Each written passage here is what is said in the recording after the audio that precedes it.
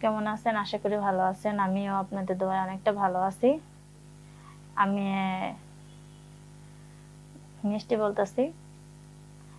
আমি থাকি আপনার গাজীপুর। আপনাদের লাইফে আসার জন্য আসলাম, এর জন্য আমার একটা জীবন কাহিনী আছে। তা আমার হাজবেন্ড সে গার্মেন্টসে চাকরি করে।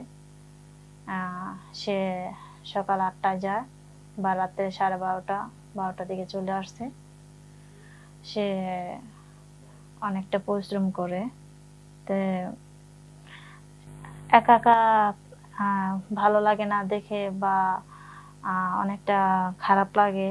তাই ফেসবুকের থেকে একটা ছেলের সাথে আমার পরিচয় হয়। তার সাথে আমার কথা হয়। সে ছেলেটা অনেক টাকা ইনকাম করে, প্রায় 2 লাখ টাকা ইনকাম করে। ছেলেটার সাথে পরিচয় হয়, কথাবার্তা হয়। হওয়ার মতন ছেলেটা আমাকে নাম জিজ্ঞেস করে বা আমাকে অনেকটা পছন্দ করে। ফেসবুকের থেকে সে আমাকে অনেকটা লাইফ বা অনেকটা ভালোবাসা প্রপোজ করছে। তাকে আমিও ভালোবাসি। তো কিছুটা আর কি টাইম পাস করার জন্য তাকে আমি বলছি বন্ধু হিসেবে তোমার পাশে থাকবো। সে বলছে ঠিক আছে। তাই এক সময় ওর সাথে কথা বলতে বলতে বা অনেক সময় তার সাথে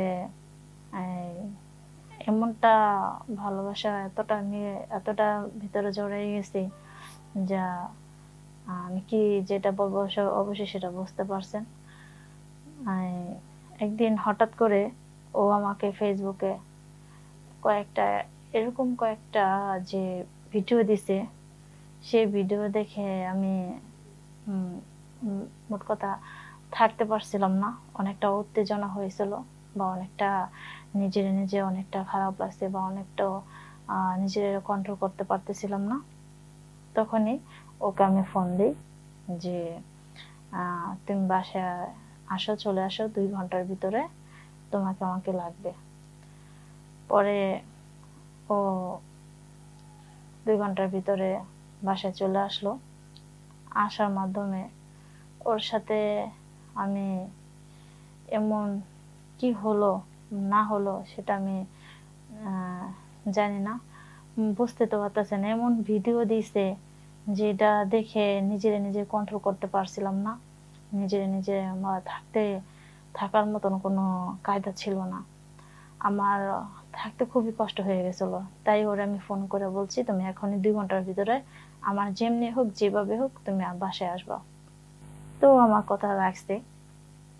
ও আসছে, আসা আমার সাথে প্রায় 1 ঘন্টা সময় দিছে।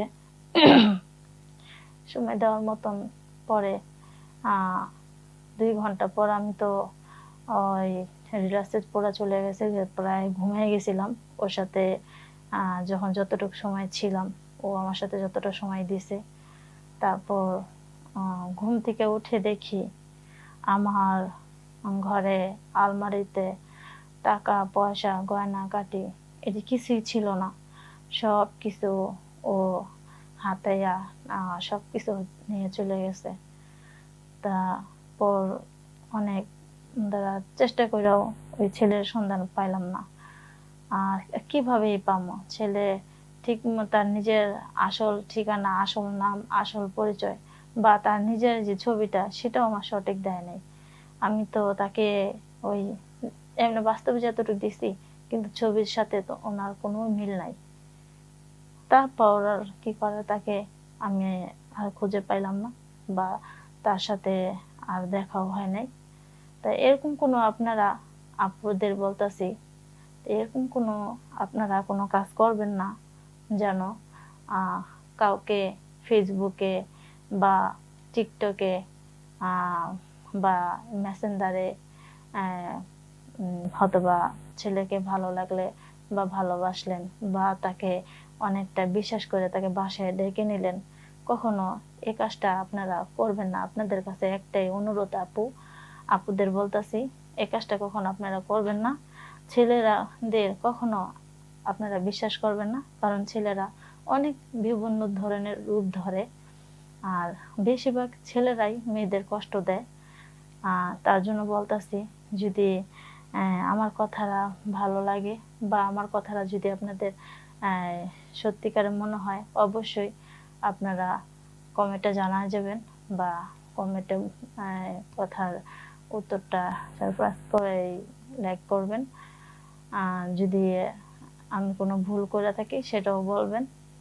তা আপুদের ভাইয়াদের বলতাছি, কখনো এরকম মানুষকে কখনো বিশ্বাস করবেন না, আর এতটুকু মানুষকে কখনো এতটা কাছে টাইনা নেবেন না।